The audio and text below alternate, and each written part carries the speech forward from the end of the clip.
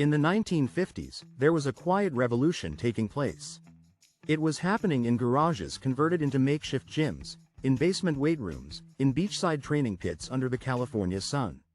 American men were building themselves, literally. The rise of male body cultivation in the 1950s wasn't only about muscle. It was also about reclamation, assertion, and the reestablishment of male power in a world reshaped by war. The men who returned from Europe and the Pacific did not come back as boys. They came back hardened, tested, and aware of what they were capable of. Years spent in uniform had given them discipline, physical rigor, and a sense that they had faced the outer edge of chaos and survived. The war had stripped life down to fundamentals: endurance, brotherhood, grit. When they came home, the instinct to cultivate strength did not fade. It intensified. The battlefield became the barbell rack. The march became the deadlift. The will to survive became the will to grow. On beaches like those of Santa Monica, under the banner of what would become known as Muscle Beach, men lifted iron not merely to sculpt their physiques but to assert presence. Strength became visible. It was no longer abstract courage or quiet sacrifice. It was biceps under sunlight, shoulders broadened by intention, chests expanded with breath and purpose. The body was a declaration. We are here, we are capable, we are in command of ourselves. Physique magazines circulated through barbershops and locker rooms, offering routines, diet advice, and photographs of idealized masculine form. Figures such as Steve Reeves embodied this new archetype: strong yet composed, disciplined yet confident. Steve wasn't just lifting weights, he was representing an era. His physique carried the suggestion that American men, having secured victory abroad, were now building dominion at home, over their bodies, their households, and their futures. This cultivation of the male body paralleled the broader expansion of American influence. The post-war period placed the United States at the center of global power.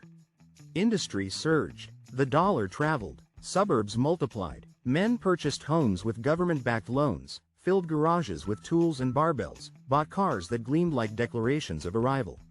The GI Bill opened doors to education and entrepreneurship.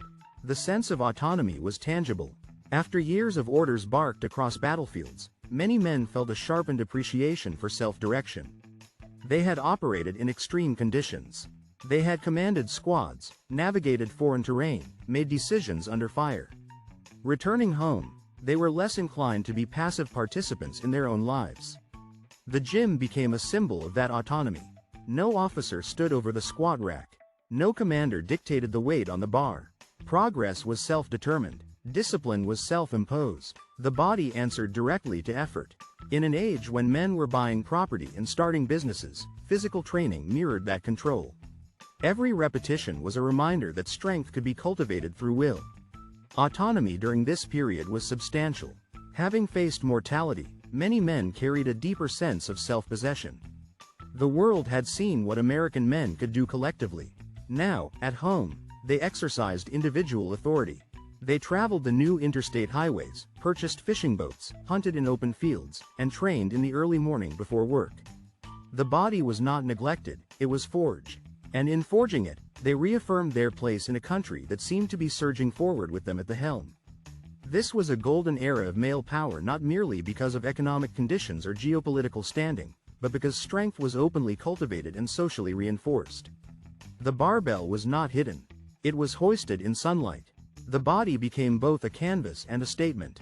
Post-war America offered men the space to rebuild themselves after destruction, to channel wartime intensity into peacetime mastery. When we look back at those black and white images of men standing broad-shouldered on the sand, iron plates at their feet, we are not just seeing early bodybuilding. We are seeing a generation asserting autonomy through muscle, turning discipline into mass, turning experience into presence. The weight in their hands was more than steel. It was proof that they had endured, that they could create, and that in the wake of war they had chosen to cultivate strength as the foundation of their place in the world.